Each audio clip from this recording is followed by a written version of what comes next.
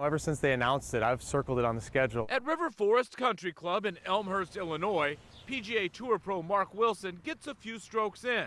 I really want to be there. He's hoping he can do the same thing at Erin Hills Golf Course during the week of the U.S. Open Championship. And I'm excited for a chance to be there. But Wilson, a 5-time winner on the PGA Tour, is having to work his way into the field of 156. This year I've only played 5 tournaments.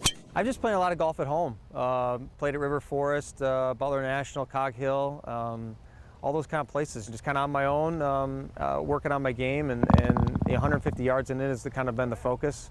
That's where you save most strokes in your game, and that's where I'm at. In 2017, he's playing as a non-exempt player on tour, meaning he has to qualify or get an exemption for tour events, including the U.S. Open. I still have the drive. I love the challenge of the game, and I want to be out there competing. I watch usually the end of the tournaments every week to just kind of remind myself of how cool it is to be there, competing for a PGA Tour title, and I want to get back. A step towards that is at the U.S. Open sectional qualifier in Memphis. I love the course in Memphis. It's a good challenge. So I mean, best case scenario, yeah, qualify, take the challenge of TPC Southwind in Memphis for the week, and then show up at Erin Hills on Monday ready to play. If his work pays off and he gets to play in the U.S. Open, he will have quite the following. I would love to play in front of my hometown fans. It's been since the GMO days there at Brown Deer Park. Wilson, who lives in the Chicago area now, was born in Menomonee Falls. My parents live just 20 minutes from Erin Hills. Well, they'd love to host me. They'd love to have the kids and everybody come and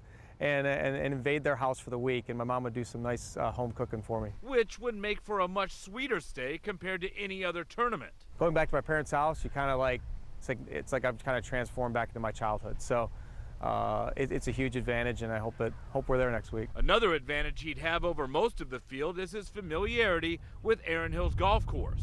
I've been fortunate enough to play a high school tournament that Tom Talmadge started for the MAC Fund to benefit the MAC Fund back in 2007. I've been kind of partnering with that, and played with some high school kids every summer. So I've gotten to play Erin Hills like 6 or 7 times due to their generosity. So I've seen it in the early stages and all the changes they've made, and I always say it's really difficult. Now he's hoping to see the course from a different perspective with a different goal. In my life with golf, there's definitely more failures than there are successes. So I know that if I'm not at Erin Hills, it's not the end of the world.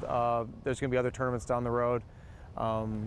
With that said, I'm looking as an opportunity to do something great. In Elmhurst, Illinois, Brandon Cruz, Fox 6 Sports.